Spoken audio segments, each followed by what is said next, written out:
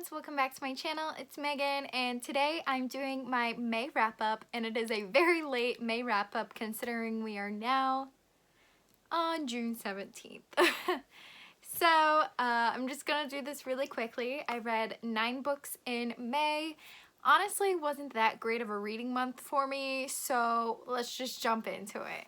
I'm going to talk about these books in the series that I read them just because I did read a lot of series this month.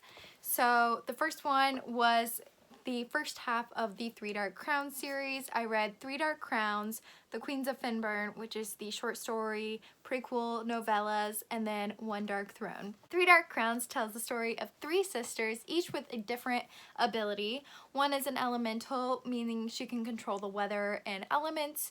One is a poisoner, meaning she can take in poison and not be affected, but can also concoct a lot of lethal poisons. And the final one is a naturalist, meaning she can control the nature as far as like wildlife, but also the harvesting side of things. And in the story, these 3 sisters are raised together and then split when they're 6 or 7 years old, and then raised apart and brought back together when they're 16 to fight to the death for the crown.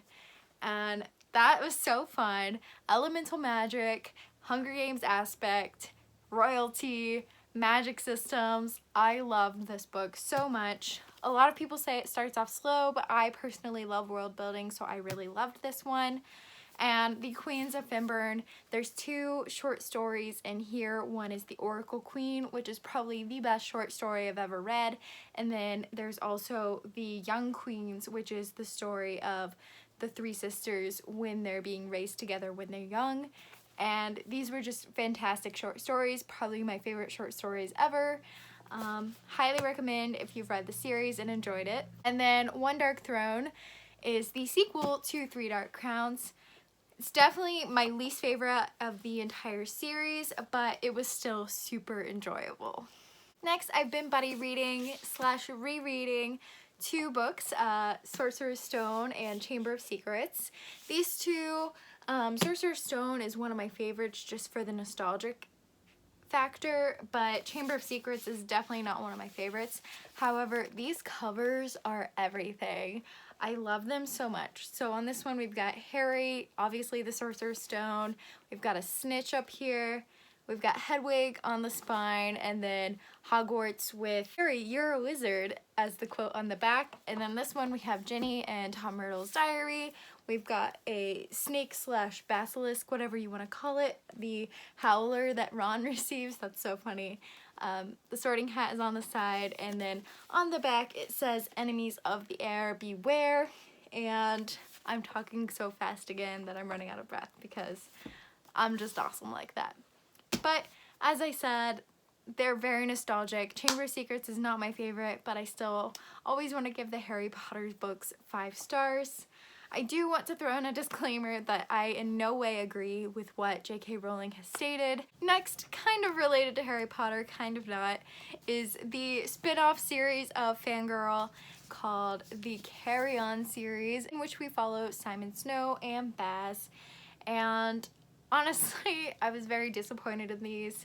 I gave this one, I think, 3.5 stars, and this one 3 stars. I like the idea, but I don't know. I don't know. It wasn't my favorite. It wasn't for me. The only good part about this was Baz, and yeah. Next, I read Beast Heart by Kyle Richardson. I was sent this from the author for review, so I will be posting a review on this shortly within the next few weeks. But I gave it 3 stars.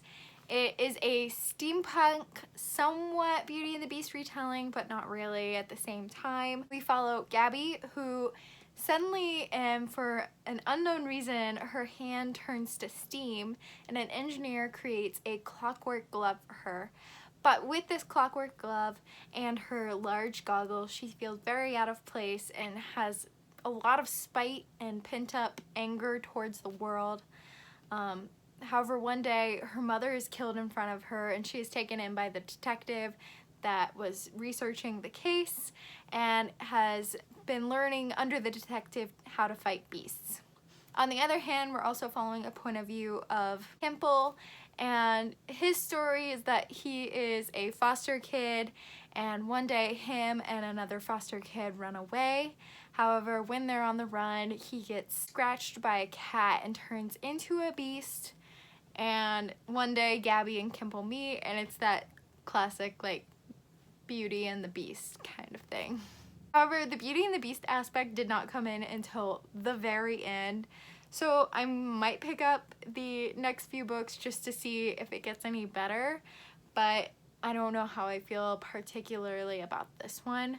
Again, I'll be posting a full review with all of my thoughts on it, so yeah. And the last book in May that I completed was Wildcat by J.P. Harker. I've already posted a full review on this book. This was also sent to me by an author for review, so I will link that review down below. However, I did give this 4 stars. It's a historical fantasy about Celtic Wales and the Roman Empire, but in a fantastical sense. And we follow Rhiannon, or Rhea for short, and she goes through so many hardships. I really love the world building. I really love the characters. There was a few little like flaws, however they didn't really take away from the story for me, and I will definitely be picking up the next few books. So that was my May wrap up. Again, not my favorite month of reading that I've had thus far, but it was still pretty good. I can already tell that June is off to a better start, so I can't wait to share my June wrap up with you. And let me know what you read in May down below, or if you read any of the books that I read in May and what your thoughts were on those. Thank you guys so much for watching, and I'll check in with you in my next one. Bye, friends!